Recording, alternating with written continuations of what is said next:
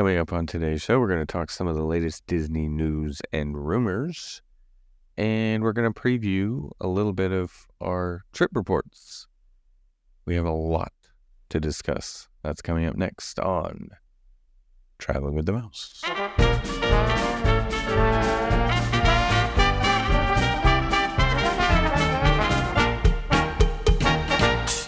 Welcome, everybody, to episode 408 of Traveling with the Mouse.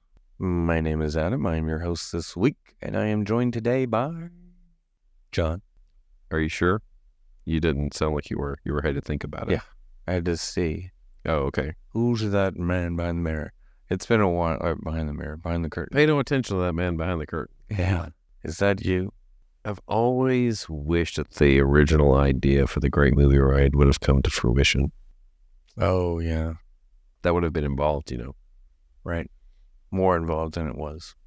There would have been a person behind the curtain, and it would have been your tour guide. Whichever one you got, whether it was the Western one or the gangster one. Right. Instead of the disturb the treasure of the gods. Right. Well, they actually still had that, but they would come back, see, at the end.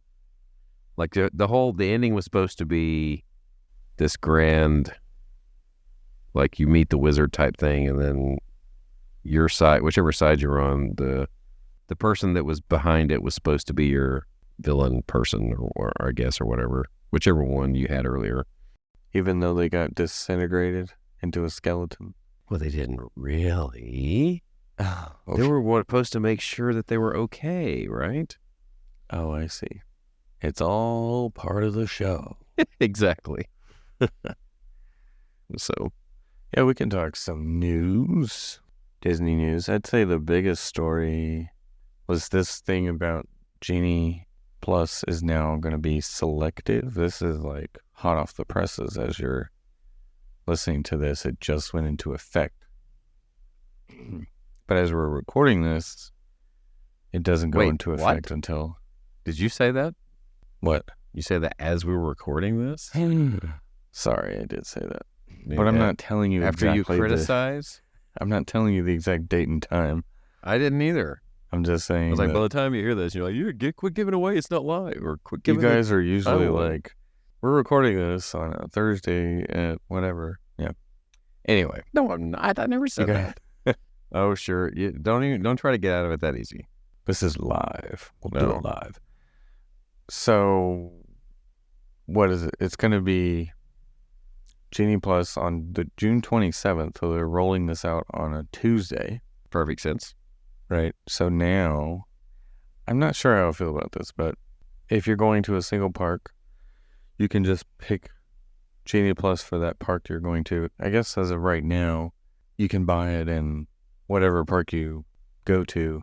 Okay, now that I think about it, is this another way of them figuring out where you're going to go for the future of like knowing? I don't know. My initial feelings of it is it actually is making it a little more fair. Because I got to see it in practice a little bit to figure out if it's fair or not. Look at it this way. Multiple parks is the same price as Magic Kingdom, it appears. Right. For the day that it starts. Right. Well, yeah. I feel like the multiple parks is probably going to be whatever the highest one is, which is probably almost always going to be Magic Kingdom because it has the most rides for starters. And it currently has Tron, even though that doesn't really count because that's individual. And it also has Seven Dwarfs Mine Train, which is still individual as of right now, which is also frustrating to me. I think they should have dropped that one into the regular pool. The parks that have all the latest stuff, for the most part, are the more expensive. Or the places where you utilize it, or you're actually going to be able to utilize it the most, are more expensive. Because you're going to get your more bang for your buck buying Genie Plus with Magic Kingdom and Hollywood Studios, right? Yeah. So, for example, I don't think I finished explaining, if anybody who hasn't heard of this, is it's going to be park-specific pricing. This starts June 27th. Multiple parks in this example were $27. Magic Kingdom was $27.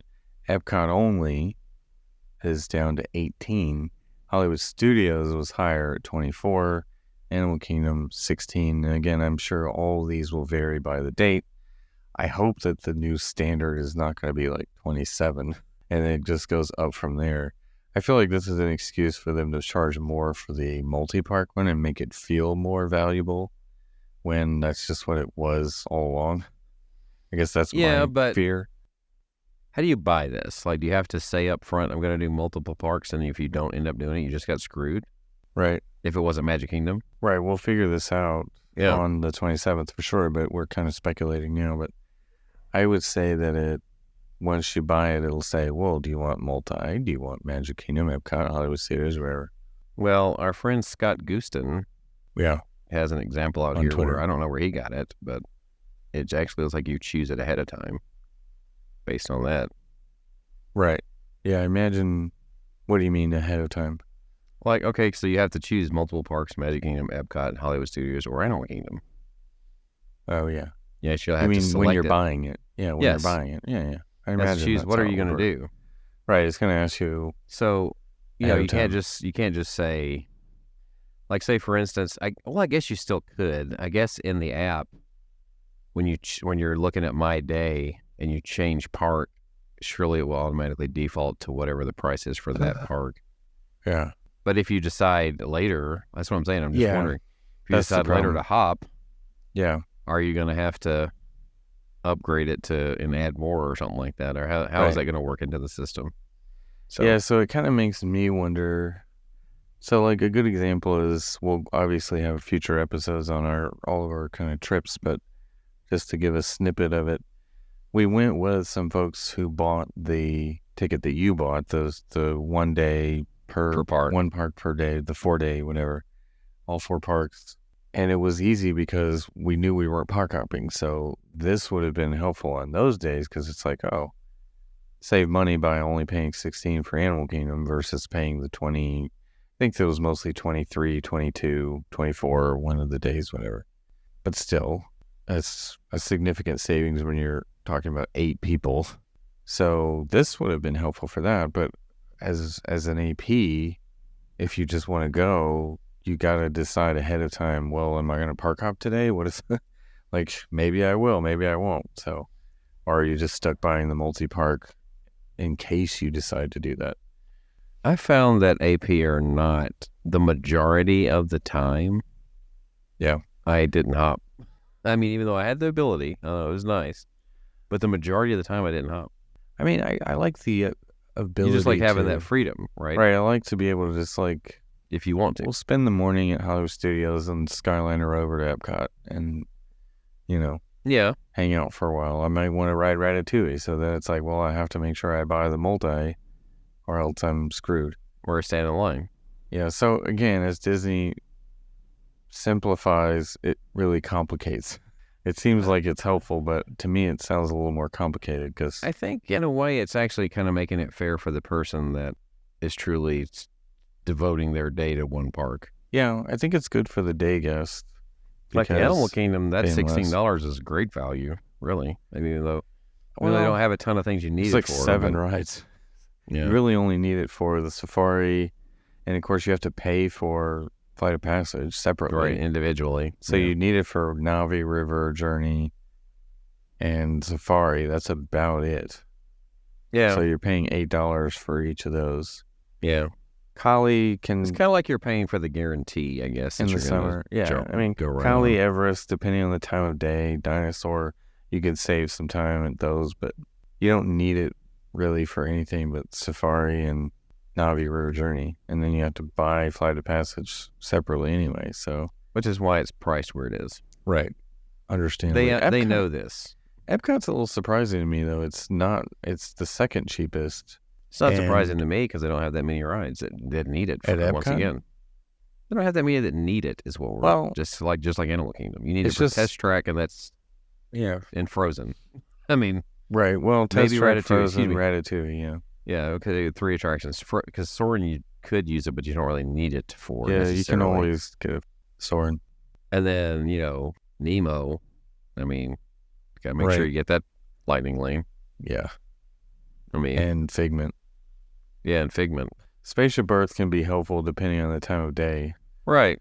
If it's first thing in the morning, everyone just goes there. I mean, Mission Space is usually a walk-on. Yeah. I mean, for green, especially if you're going orange, you might want to get one just in case. But yeah. So yeah, it's Epcot is a little bit more valuable though because of Ratatouille, Frozen, and Test Track. To me, I think it's helpful. Apparently, Disney thinks it's $2 valuable. Right. I'm still annoyed about Savage Flying Train. Take it out of the individual Lightning Lane. It's in a category now to me where it's not really worth it because be honest with you, the last time that I did it, we didn't use a Lightning Lane for it and we didn't stand in line that long. We just went near the end of the night and the line was nowhere near as long as it was advertised. We ended up paying for it again. I think the thing with Mine Train, really your best bet is either do it first or last. I mean, that's really, if you're not first, then do it last. Pretty much. I mean, you're gonna wait not long either of those scenarios. Yeah. We did it like 4:00 in the afternoon, I think. It was probably a 100-minute wait or 95-minute wait or something when we got in line, and we waited probably 8 minutes to get on. So yeah. And that ride, again, is so short that it's like, it is not worth waiting any over 20 minutes for me anymore. So yeah. Well, that's all it ended up being. It was advertised like twice as long at least. Yeah. As to what it said, to what it actually was the last time that I waited at the end of the night. You can just kind of tell. You used to really be able to tell by looking at the line how long something was truly going to be, not even looking at what was posted. Now it's kind of hard to say. Yeah, it's a little bit more difficult, doesn't it, these days? Because they do these little tricks or whatever to make everybody wait the same amount of time, no matter what time of year, no matter how busy it is. Yeah. All that stuff. It doesn't seem to matter. It doesn't seem to matter how busy the parks actually are. They're going to find a way to make you wait the same as if it were busy. Yeah. You know right. What I mean? Everybody gets the same. I can't figure that out. They're trying to make everybody get the same experience. Right. Just crazy to me. But anyway. I will say, even waiting a long time for certain things, just my experience at the Six Flags water park, the lines just don't move. God, Six Flags is at the water worst. At Whitewater. Well, Six Flags too. It was just like the loading you did process. Both? Well, no, I'm just talking about my experience at Six Flags last year. It was just depends. like, God, it was painfully slow how they loaded. It can be. There was, I mean, it was like, oh, there's no wait. We'll be in and out in 5 minutes. And it was like 20 minutes later, they're still trying to buckle everybody in. It's just like, good Lord. Disney is like so much more efficient when it comes to churning people through the ride. But anyway. They were even better back when they used to make high capacity rides. Right, yeah, they used to like really have. Speaking of high capacity, we did Carousel of Progress recently, and man, that can hold a lot of people. It can. There you go. I mean, there's not a lot in there, but boy, it could churn out what it could if it needed to 3,000 people an hour or something like that. Back when it could if that many people would actually go see it. Yes, right, exactly. But like Pirates at Disneyland was what, 3,000 people an hour, somewhere in there. I mean, they could churn so many people. Haunted Mansion has a pretty big one, or did. I don't know if it still does, but I mean, when it runs, that's gonna smoothly. But in the frequent stops. Although I gotta say, I mean, again, I'm spoiling some of the trip, but I probably will forget these details. I've been restraining myself like this entire conversation because there's so many things I could have interjected. But yeah, we'll go like more in depth on it. But I was gonna ask you about Tron. We don't have to go into too much detail, but did you do virtual queue, Lightning Lane, or both? Or virtual queue. So what did you think about the virtual queue experience? Was it slow? Did you hate it? Did you love it? That was fine. It was fine in my experience, actually. Yeah. See, I was going to really try and get a good boarding group, and then I didn't try, and still ended up getting one too early to almost miss it. Really? Yeah. You know, when you say that, that's funny. Like the last day, we stayed an extra day on my trip, and I was like, okay, I really want to get like a mid-afternoon boarding group, but I don't know how to like. So I accomplish this, right? I kind of hesitated. Like I was like, okay, I don't want to push it too fast. I want to hesitate and hope that I still get a group. And I did. I gave it an extra little like beat before I tried to join, and I ended up with group 94, and that ended up being perfect because I showed up at like, I think it was called at like 3 o'clock in the afternoon, 2:33, somewhere in there. I forgot when I showed up actually. I will say, Perfect timing. I know Jason has said something about the virtual queue, how there's still a pretty good wait most of the time that he's done it. Yeah. I really feel like the trick to the virtual queue is go when there's only about, because we did this by, not on purpose, but when there is less than 10 minutes left in your window, Yeah. I think the queue is much shorter because they haven't started, think about it, they haven't started letting the next group in just yet. You're at the tail end of your window, and most of the people who are trying to get there have already gotten there.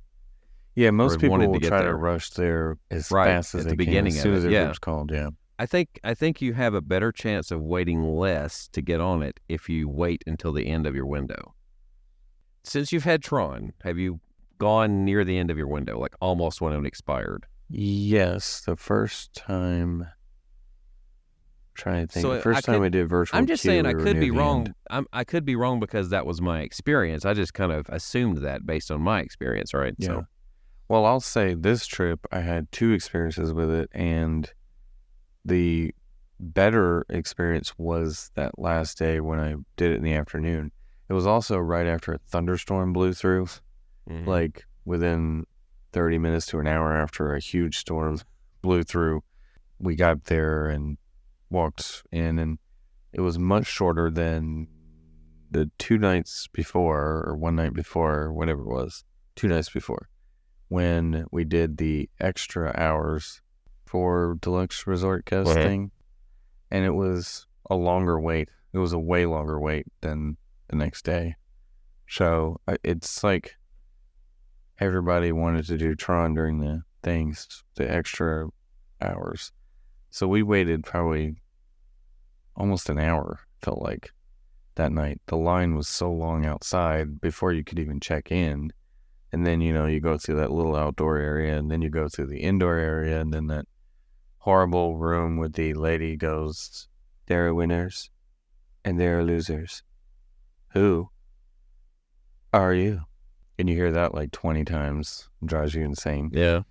Then you go to the lockers, and then you go to the loading area where it takes forever because they can't figure. They have trouble pairing all these giant groups into twos, Yeah. So anyway, you know what? That's okay. One thing that when I did this queue, see, we actually got to go.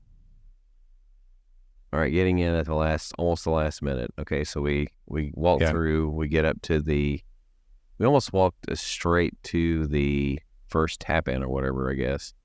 Right. Like almost immediately. And then, oh wow, okay, yeah. See, that's both times I had to wait. The second time I waited maybe 2-3 minutes before you get to the tap in. During the evening hours, it was like 10 minutes before we got to the tap in. So we tapped in there, and then I think it was just 2 rows on that moved. It was constantly moving, seemed like, and then we're inside. Yeah. We waited like 10 minutes. I'm not kidding. We waited like 10 minutes, period. To get to, that was to get to the, that where you sign in to the World of Tron or whatever when you get. Oh, the cool holding room. Yeah. With the magic window. Yeah, the magic window. Whatever. Yeah. Well, it's kind of funny, though, is when we're walking the line, Pablo had made a comment to Lynn. He said something about, it's like, you haven't seen the new movie? I was like, yeah, the new movie that was out a decade ago? Yeah.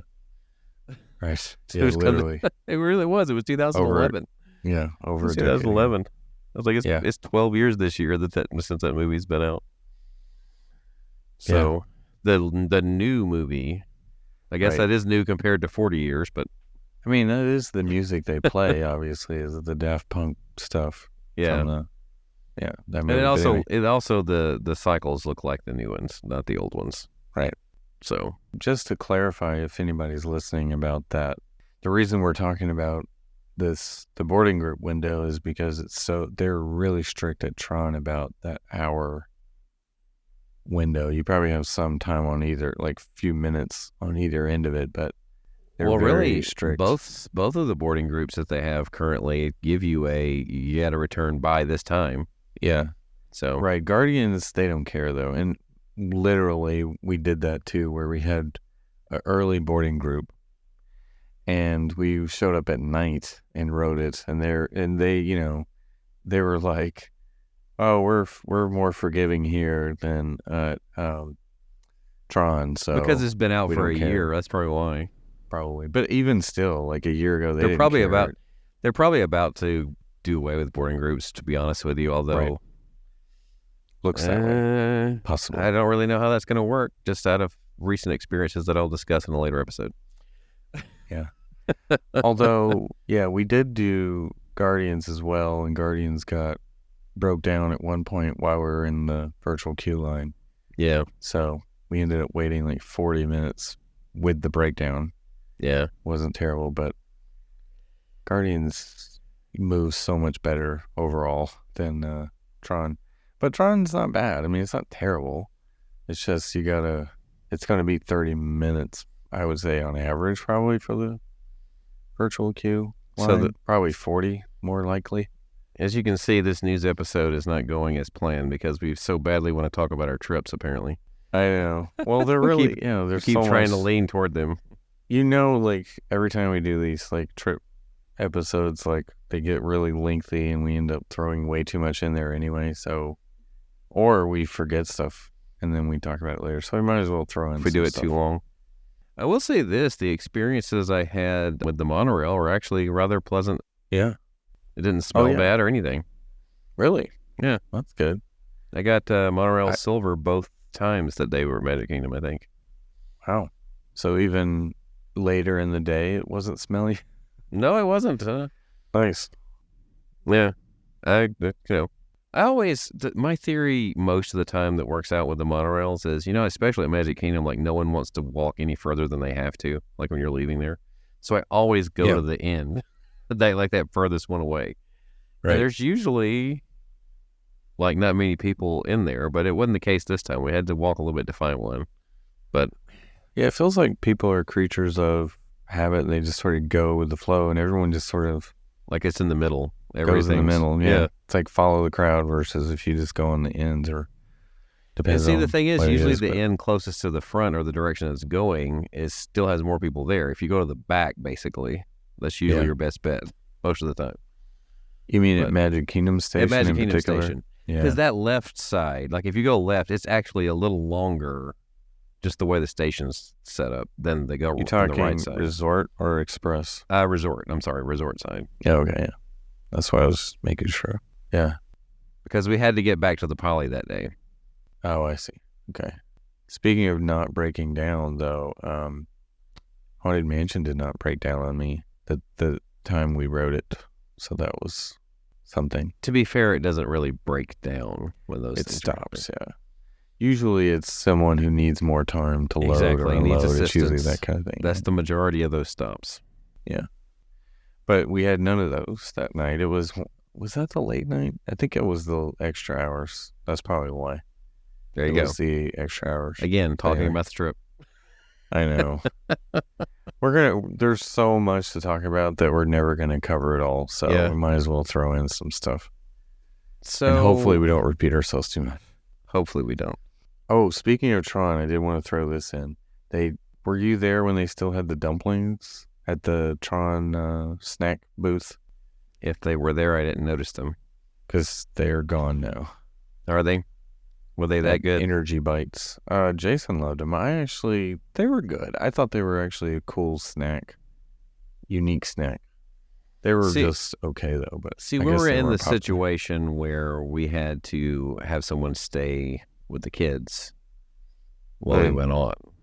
Oh, okay. So, gotcha. Mandalee didn't go. She was actually a little bit concerned with her calves or whatever, I think, as far as to fitting on it. Yeah. Well, my son is 48 inches on the dot. Like, he is like, his head is barely touching the bar. And of course, they measure him 3 times to make sure. My 9-year-old is like over 5 feet tall already. But my 5-year-old is just barely tall enough, as I said, barely. But he loves it. Like, he gets a little nervous about the launch, but once we get going, he thinks it's great. So he rode it 3 times, 4 times, whatever. How many times he's done it now? 4 times. So speaking of which, on this trip, we didn't go over to space to measure to see if Livy was tall enough. But the day we were at Animal Kingdom, she was tall enough for the first thing she was tall enough for Flight of Passage, so she would have been tall enough for space. And so thus she was also tall enough for Everest. Nice. And she's the not quite 5-year-old. Yeah. Did she ride Everest? She was tall enough. She did. She like it? Yeah. Oh, cool. yeah. That is cool. Again, better save for the trip episode. Yes, we'll save it. Yeah, let's not do it all. But anyway, yeah, I wanted to throw that in about the Energy Bites snack cart because they already dropped the food items. Those dumplings were pretty good. Mm-hmm.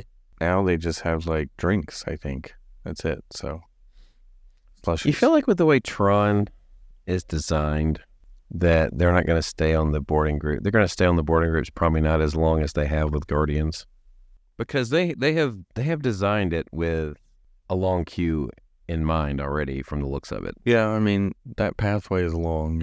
Yeah. They have designed it with the ability to run that queue for pretty good ways if need be. Right. Although, based on the load time and the actual length of the ride, it may not have a very long queue, truthfully, as long as it operates. I mean, they were churning people out pretty quick. It was moving much more efficiently this time than back in April when they did it. But think about it. It's kind of like Rockin' has a decent amount of queue in it, but when you think about it, it's really not that much. It's not that long of a, you know what I mean? Even if you filled everything up out there, it's still doesn't seem like it's a great distance of queue. Yeah, they have like the single rider line, the Lightning Lane line, and then the regular line, and then they all end up merging, at some point, and then that loading area is not that long of a loading area after the pre-show. So yeah, it's not a big, super big queue. Like Guardians is a pretty big queue inside, but it's the outdoor area. Nothing outside. Now looks like they're prepping for the outdoor area, but off to the side of the building. So I don't know. Possibly. They used to have, although I'm sure it's been an extremely long time since they actually used it, but they had outdoor, lines for energy back in the day. If you can look back and find pictures of that, I would imagine they would just do it similar to that, I would think. Yeah. But I don't know why it has to go on the side of the building, though. Well, I guess because the whole courtyard area in the front, they want to keep it photogenic. Maybe. You can get some really cool photos of the entryway. But I mean, energy back in the day. Yeah. I remember seeing its outdoor queue. They managed to keep it in. Of course, it was designed slightly differently, but they managed to keep it inside of the, whatever you want to call that fountain area where they now have the Zendarian ship instead of the sign for the attraction. Yeah. I think they could easily go ahead and drop the virtual queue. Yes. Again, I'll talk about another experience later. Yes. So, okay. In the trip. So we'll tease more of that. So it's debatable, is all I'll say. Okay, let's tease that. It's debatable. Like I said, I did get stuck in the virtual queue for a while, but that was because it broke down. So anyway. So since we're doing a little bit of news and we were talking about Genie Plus, that's what got this started. It doesn't look like the Reflections Resort is totally gone, right? It's not completely dead in the water. It looks like it's... Right, yeah. He says they filed an extension on the permit for Reflections, a Disney Lakeside Lodge. This, to me, says Iger might be saying, is it worth the investment again? He might be relooking at it, because this probably started under him, right? And then Chapek was maybe the one that pulled the plug on it. So now Iger might be plugging it back in. I don't think it has anything to do with who was CEO as much as it had to do with COVID. Well, sure. Yeah. But Chapek was CEO during COVID, so maybe that was why. Right. Most of it. Yeah, he was given the reins during COVID. Because it says, I know, I'm trying to think back on the timeline. It was announced in 2018, or was it announced at D23? I don't remember. Was that? It all blurs together now. I know they talked about it at some point during D23, I thought, but so then it says, and they started clearing the land, and they covered up, river country, and they had just about started to like go vertical or started like construction when COVID hit. Yeah. They're building that tower at Polynesian, which I know some people said, oh, maybe they pulled some of the plans from Reflections and put it here because the concept art looks similar. But I think that's just the design. Whoever is designing the new hotels they all kind of look the same. So yeah, it's possible. Speaking of that, since you brought it up, mm-hmm. haven't actually seen the construction like since they've gotten it on up there in person. Yeah. I don't think it's going to be as bad as I originally thought, just because when I see the height, it's not that far off. It might be just slightly taller than the tallest point of the ceremonial house. Right? Yeah. It's not that much taller than it. I was thinking that was going to be like the same size as the Bay Lake Tower or something, the way they originally had it looking. But it's not going to be that bad. It's obviously going to be the tallest thing, the most, what you can see when you look at Poly. Right, more so than the rest of it. Instead of like no longer the ceremonial house is the focal point. I would say.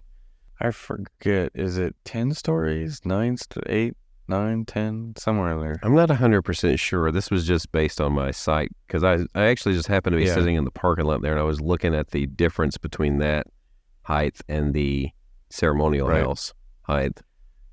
And I was like. You know what? It's not as bad as I originally thought. So maybe there's hope there. Yeah. I mean, you can tell it's basically another tower. It looks similar to kind of all the other towers they've done recently. But it will blend in with all the others eventually. So I'm excited for it in the sense that it's more theme park view type rooms, which I really like, even though they're so dang expensive. Oh yeah. I'd love to stay at more of them. But yeah, it's going to look nice, and they're going to do it well. So back to the Reflections thing, I wouldn't be surprised if they're dusting off the plans and investing again, because DVC seems to be a steady flow of income for them. Well, it's definitely a selling point for them right now, but is it? I mean, maybe. Yeah. Well, we'll see. I think it'll work out. So is Reflections coming back? I don't know. We'll see. We shall see. Maybe they're also thinking in terms of this Central Florida Tourism Oversight thing, and this is a plan that had already been approved and all the stuff has already been going, so maybe it's something they can do in the short term, revive it. Or maybe they got to the point where they're like, we could really use more rehab centers. Right. So. Yeah, exactly. Maybe this is the prison they were talking about. Instead of prison, they're doing rehab facility. That was originally on the plan. Their answer to that. And now for a quick commercial break. Teaching her how to drive. But Dad, why not use Greenlight to help her save for her own car? Mowing lawns and getting paid. She'll go from washing your car to flexing with her own. How? With Greenlight, the money app for families. Together, you can navigate the world of earning, saving, and investing. Because when you teach her to be smart about money, she'll go far. Invest in your best investment. Sign up today at greenlight.com. This episode is also sponsored by Zencastr. We use Zencastr for traveling with a mouse, and we really enjoy how easy and user-friendly it is. You can record up to 4K video and high-quality audio, and they have backups, so you never have to worry about losing any of your audio. Go to Zencastr.com and use the promo code TWTM, and you'll get 30% off your first month of any Zencastr paid plan. I want you to have the same easy experience we do for all of our podcasting and content needs. It's time to share your story with Zencastr. And now back to the show.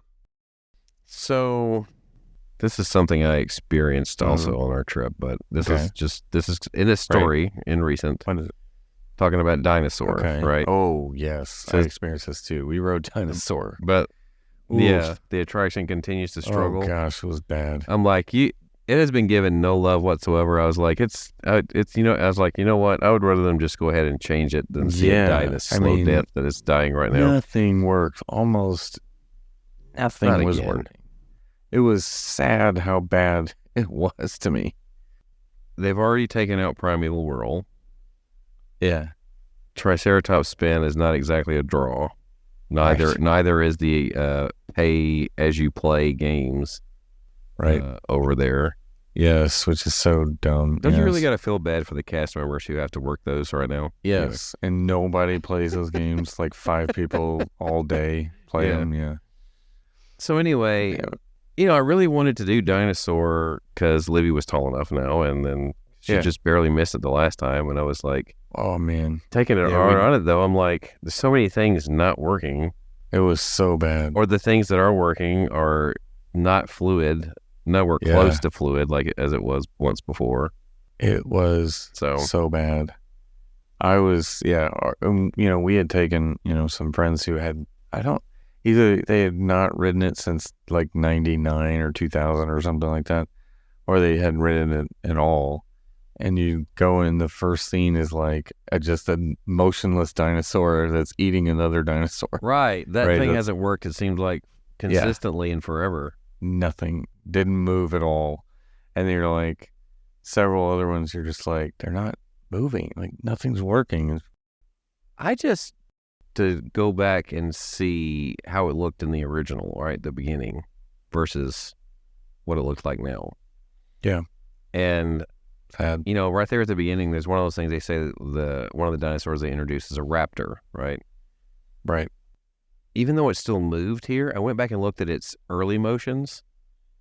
It was way more fluid. I mean, it didn't move much still, but you could tell a big difference between how it moved then versus now. I mean, the animatronics they need love, and they're not going to get it because they obviously plan on changing it to something.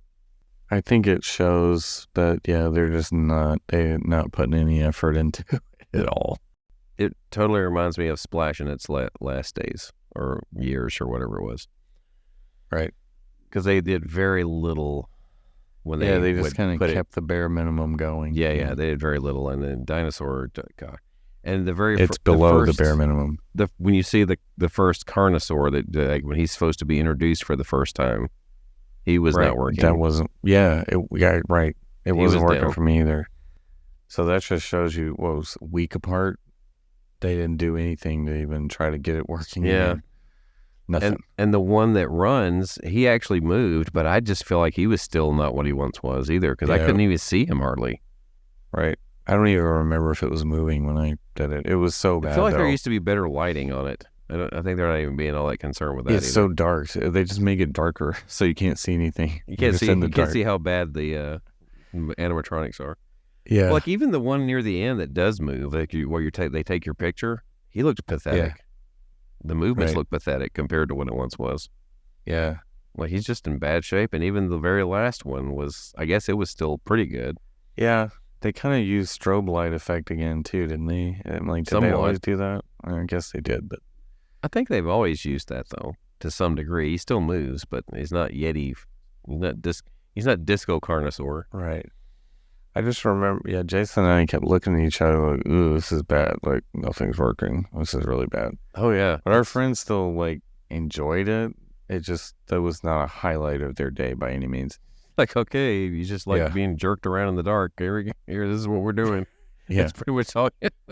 Pretty much all you did. You're just, moving around. If you like a rough Jeep ride in the dark, here we go. Yeah, it just, the whole, suspense of the ride. It's sad, none of it, it just didn't work. It's not working right now. I felt disappointed, actually, when I went on there. I was like, yeah. I was like, I used to actually get some sense of enjoyment out of this ride. Right. What was this? That's kind of what I felt like when it was all said and done. Yeah, the only thing I enjoy doing now is kind of doing something silly for the picture, but that's it. Yeah. Even the pic. Although it's funny, I showed the picture. The picture, my head is cut off in the picture. I was in the back row. Even the camera's not working good. Right. Exactly. I was in the far back and I was like trying to do this. And like, you only see like this much of my head. Anyway. Yeah. Crazy. I'll send you I'll put it in our thing so you can see it. It's like, I was like, really? Can't even get my face in the picture. Yeah. I was in the back row. So anyway, what is? Yeah, it's sad. Animal Kingdom in general was not, I don't know. It just feels like they need more stuff to do. Besides, I mean, the zoo part is helpful, but. Yeah, it's meant to be in, their whole commercial back in the day was not a zoo. Yeah. One thing I really like, and I wish they would reconsider doing something with, especially since Rivers of Light didn't work out, is utilizing the waterway, like the boats. Even if it's just for transportation means, because it had more than one place to get off on. Right. Like just advertise it as a transportation type of means, and you can make it an attraction and a transportation, which is kind of what they were aiming for originally, but they were trying to make it a biological attraction for the most part, and animals don't always cooperate. Right. So, yeah. But, yeah, it could probably be a faster way to not have to walk from Pandora to Africa or Asia. You can just kind of go. I can't remember how many docks they had, but. Yeah, I don't remember either, but I just remember you went around the whole park essentially. I mean, it hadn't worked in over 20 years. Yeah. So. Crazy. Well, yeah, they could do so much more with Animal Kingdom. Even Pandora, I would say, though, because they closed Animal Kingdom so early, I don't think they care about Pandora at night anymore. They don't give a crap about, like, the paths that are supposed to be glowing or whatever, they don't care. Well, Pandora, though, that's one of the areas when I go to and I go in, it's still just so visually stunning. It's very well themed. Yeah, it is. It's very immersive. Just seeing it at night would be, I mean, it is cool to see it at night, and you're only really going to get that experience if you're there in like December with the current hours. Even if, that's it. Yeah. So I don't think they are putting much effort into it anymore. The they were trying to make it a nighttime park. So I guess this means you don't really get to see ever, or when's the last time they got to do the show for the tree? The projection show? Yeah. I feel like in the wintertime they showed it. That's about it, right? That's the only time you're going to be able to see it. Where it's dark enough, yeah. So. I don't know. I just feel like Animal Kingdom, they're just limping around right now. They're not really doing much with it. And again, I like sticking with the biological theme, having it be about animals and environment and all that, sort of theme. I think they can still stick with that. And as I've mentioned plenty of times before, to this day, it does still have the last non-IP attraction at this point to be created. So. Right. It does, Everest, yeah. I mean, when we went to Animal Kingdom, it was like a 4.5 hours and we were done. I mean, and we did everything. We did Flight of Passage, Navi, the Safari, You probably didn't do all of the animal Dinosaur attractions. No, we didn't do, actually. Yeah, we did a few of the, we looked around at some of the animals, but not much. Like, the Safari was the main draw. Like you didn't do Flights of Wonder. No. And none of the shows, we didn't do Lion King or Nemo. Yeah. So you did rides. Didn't do Tough to Be a Bug. But yeah, as far as rides, of course, we didn't do Triceratops Spin either. But we didn't do Tough to Be a Bug either. I mean, it's kind of lost its... Yeah. I mean, again, it's just like nobody really wants to do a 3D show anymore. We did do one on our trip. Which one do you think it was? At Disney? Yeah. Muppets? Yep, it was Muppets. Yeah. Let's say it's got to be Muppets is still entertaining, actually. Yeah. I mean, it's still fun to do every time. It is, yeah. It's just because it's the Muppets. It's always entertaining. But also at Hollywood Studios, it's a nice place to get cooled off on a hot day. Yeah. It's like the only place. Not a lot, right. I'm going to say there's not a lot of places to cool off there. inside a baseline if you can get that one table. Or Yeah. a small table inside. Well, I mean, they have a lot of attractions with outdoors. If you think of Toy Story Land, like you're standing outside a good bit.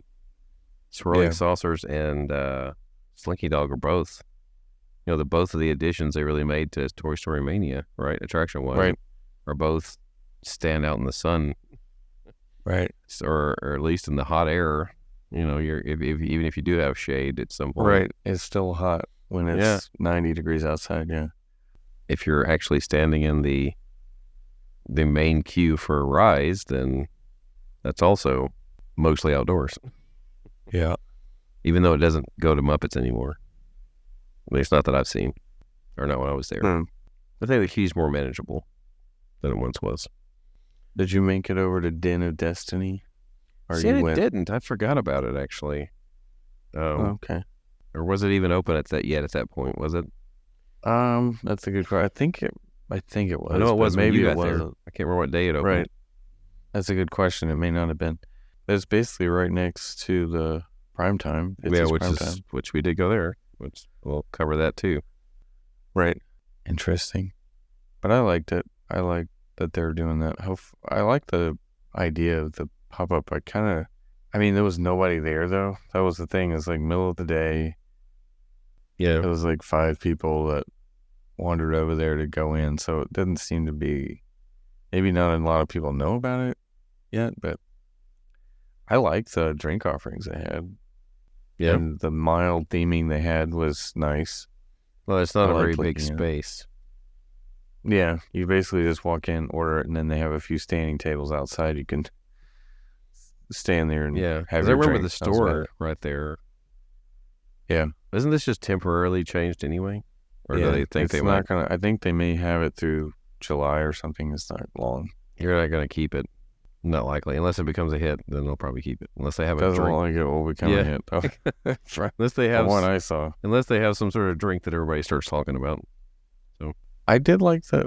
Was it weathered fedora? I thought that was a good drink. But What do they come anyway, They were trying to Jason. name it similar to like they do over at Hangar. right, Jacques Lindsay's. Yeah. Jason thought it was too sweet, of course, but I like that one. Anyway, let's see. Any other news that we want to talk about? There apparently has been a casting call for a role that appears to be Bruno. That's what it's suspected to be.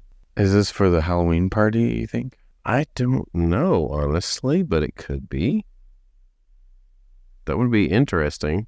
He might be added to like a stage show or something. I'm trying to Like wonder the why Magic Kingdom. specifically Bruno, because even though the song itself was popular, I didn't think the character really had a ton of time in the Yeah. movie. So But a lot of people love the song We Don't Talk About Bruno, so everyone knows Bruno. Even I though we guess don't that's talk the about reason. him. Maybe. apparently they're asking for someone 5'6" to 5'9", which I think is contradictory to the song, because he has a 7-foot frame and rats along his back. So It's going to be hard to find someone with a 7-foot frame. even though he didn't really have a 7-foot frame, so maybe that's the reason why. Probably. Also, speaking of the casting thing, it reminded me of we met the new Ariel, the live action Ariel meet and greet. Yes. That was fun. Had you That seen the was movie actually- yet? I haven't. My oldest did. Well, He okay. saw it. He saw the movie. Okay. With I'm just wondering if you a told her friend. whether or not you saw her movie. No. Yeah, she'd be like, "What? What movie?" She was very in character. It was cute, but yeah, they liked it. It was good. It was Cool. very good. It was a very good meet and greet, actually. Good. I think we waited probably 25 minutes or so, 30 We didn't minutes maybe the most. We didn't meet anybody this time. No character. I think that may have been the only one. We may have met 1 or 2 characters. That was Other about than it. character breakfast, we did. right, which you'll talk about, right? Another Exactly. teaser. Another teaser. But speaking of characters, did you see this? Indiana Jones at Disneyland is going to be hanging around Adventureland. Yeah. Should be Although interesting. The actor that they got for the promo video, I'm like, is supposed to be like Indiana Jones? Maybe. Some dude in a hat. It's like, sorry, I know. I don't know how you are. You gonna say something about how he talks next? Whatever. Right. It's not Harrison Ford's voice. No. But No, but for example, Jack Sparrow was walking around at Magic Kingdom, and I was like, dude, this guy, he's, again, Pretty good. He looked really good. The one at Disneyland, they always get probably the better actors there, but this guy was good. Like, he looked the part. He really fit the, character. Most of the Jack Sparrows that I've seen at Disney, period, have been pretty good. Pretty good, the right? Cruise line, the one on the cruise lines have usually been good. Right. And they probably get better actors in Disney World too. But anyway. The cruise line? Yes, they probably can. But still, the guy it's like a really young guy, and I'm like, okay, like, I don't know. I don't know. I'm just like, couldn't they have found like a little bit, I don't know. It didn't feel close enough to me to be like, oh, that would be fun to go see. He looked kind of short too to me. But anyway. Did you experience running into like a lot of discounted 50th merchandise? Like they're just giving it away almost? I actually don't remember seeing a ton of 50th though. When we left, the Flower and Garden merch had just gone on deep discount, the Flower and Garden stuff, since it's winding down. Speaking of which, how they have the 100 years or whatever they're calling this? Yes, the 100-year celebration of the Walt Disney Company. Yeah. I went back and I looked because I came across before we left. I should have actually taken it with me one day, but a poncho from the 100 Years of Magic back in 2001. I'm like, this looks exactly like the same, like everything. Really? The logo. It's like it looks almost exactly the same. You had a poncho that still worked, like still was, like didn't fall apart or anything. Apparently, 20 years. Dang. Yeah, that's more impressive. They always had the yellow ones, right? Back in the day, they don't do that anymore. Yeah, I'll take a picture of the logo and put it in like on our Instagram or something. Just like show it. That would be cool because we bought a poncho because it rained a lot when we were there, and my son immediately there's like a huge rip in it now. So I'm like, I didn't last but 2 days. Well, I think the ponchos from 20 years ago were also built out of a little different material than the ones they give now. That's what I'm saying is like everything is like super cheaply made right now. I'm just, for the most part, I am very disappointed in the merch. Like, it just isn't very good quality stuff anymore. I have normally like just taken these cheap like throwaway ponchos, like once used once type things with us just in case, but I didn't bring any this time. Yeah. But I ended up not, it literally did not rain a drop on us any day until the last day that we were in a park. Nothing. And even then it was while we were already inside somewhere. The only thing that got wet was the stroller we got. Right. So. Yeah, I had a minivan driver tell me that they were in a pretty moderate drought up until the week showed up, and it rained quite a bit. There was one day where it rained a ton in the morning, and then it cleared up later in the day, but most of the days it rained a good amount in the afternoon to early evening, off and on. Yeah. But we got around it for the most part. It wasn't that unmanageable. We ran into a storm the day we were leaving to come back. So that Saturday, excuse me. Right. And then we showed up the next day. We came. You showed up on Sunday? Oh, yeah, that's right. Jason came down on the same day we were leaving. Well, he came down on Saturday. Yeah, he came down the same day. We came down Sunday. It rained some on Monday. It rained a lot. Was it Tuesday? No. Yeah. It was Monday the day it rained a lot in the morning. I don't remember. Anyway. They were talking about one morning it rained a lot. We're talking about the less significant aspects of our trip. Aspects of our trip in this so-called news episode, right? Right. But just to tease this, and I guess we'll talk some about it, but it's kind of a minor detail now. We stayed at Treehouse Villas at Saratoga, and we wanted to take the boat to Disney Springs, but the water level was too low, and they had closed the boat. But the last day we were at the Treehouse Villas, the boats were not necessarily running, but they were testing them out because we saw them on the water. We could hear them going by our treehouse. And we're like, of course, the day we leave, that's when we'll open it back up again. What about the boat? I don't know if they ever... Right. Exactly. I don't know if they ever reopened them officially or not. I didn't hear that, but it looked like they they'd gotten enough rain to where they could reopen them, but Well, I hope they have by now. that was sad. It was. It rained a lot this week. Yeah. Here's a quick update on the news story. Breaking news. 4th of July, did you guys see that? You guys hear about this? Did you hear I about this? don't know, Jay. Really, it's the 4th of July concert in the sky will be July That'll be impressive. Oh. 3rd and 4th at 9:20 p.m. So those 2 nights you won't get happily ever after. It'll just be the 4th of July fireworks. Which will just be Fantasy in the Sky from 30 years ago. Right, exactly. And they'll have DJs throughout the park, but they're open till 1 a.m. on 4th of July and midnight on the 3rd, so Okay. extra hours. And then Epcot will have, they're just open from 9 to 9, but they have fireworks called the Heartbeat of Freedom. It's just the finale on top of Epcot forever. So next year, are they going to bring back the whole 24 hours on Memorial Day thing they did several years ago? I doubt they'll want to probably keep ever do that everything again. open. Yeah, probably not.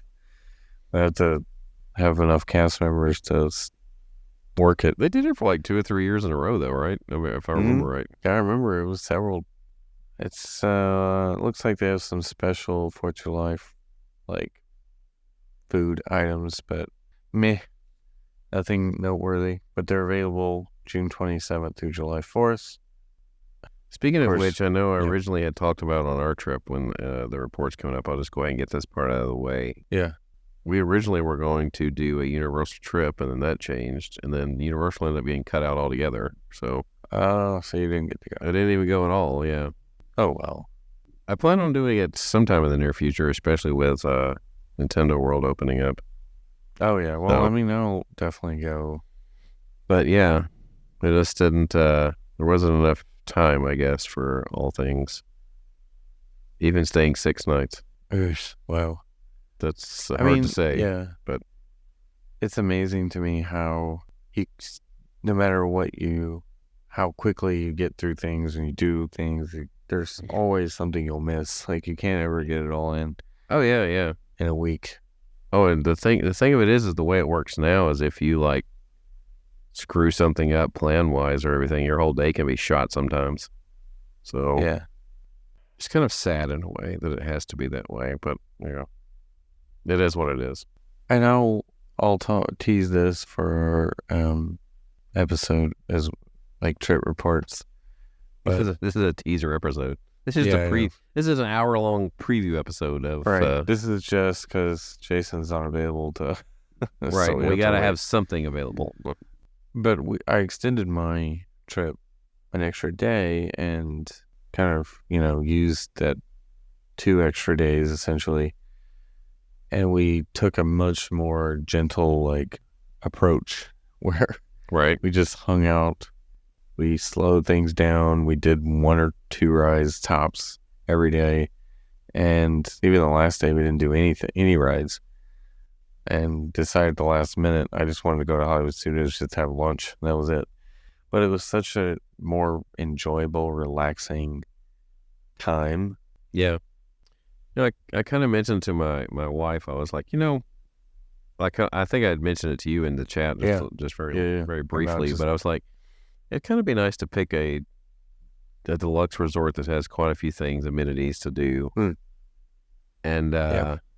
just kind of like do mainly a resort stay, but maybe go over to the parks for 1 or 2 things or take a more of a leisure approach to the park instead of trying to see what all you can Yeah. get done.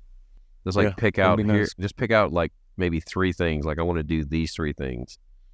Yeah. And then the rest is just, whatever. Right. Right. Yeah. And I think it would be. then mostly stay at the resort and do things at the resort, like the Yeah. recreational stuff at the resort, at the pool, get one with a good pool, like Yacht Club or Beach Club or, something like Right. that. Or even Poly. Saratoga has great pools. I'll mention that. Yeah. But yeah, of course, Poly. Wilderness Lodge, I wasn't overly impressed with the pools there, but I do love that resort. So The only pool I think talk I've more ever about that. been around as the main pool at the Wilderness Lodge, truthfully. Yeah. The kids love a good slide, and so that slide is not anything to Do they write even home have about. one there? I don't remember. It's a tiny slide, yeah. Yeah. They do have one, but it's not much to write home about. The other deluxe resorts have far better slides. Yeah. Tell you what, the splash pad over at Poly is among the best, really. Yeah. I don't know if you've spent much time in it. Not in the splash pad, no. Grand Floridia's got a good one. The Caribbean That has a good one, playground. too. Yeah. Anyway, All right. we'll wrap it up and say that if you would like to follow us on Facebook, Instagram, or Twitter, you can do so at TWTM Podcast. We also have a Spreadshirt store in which you can buy your exclusive TWTM merchandise at shop.spreadshirt.com/TWTM Podcast. And you can find links to that and more on our website, travelingwiththemouse.com. And you can email us podcast@travelingwiththemouse.com. And if you'd like to have assistance with your next trip, you can use our travel agent friend. Her info is also on our website. So for John, my name is Adam, and this has been Traveling with the Mouse, and we hope you will join us on our next trip.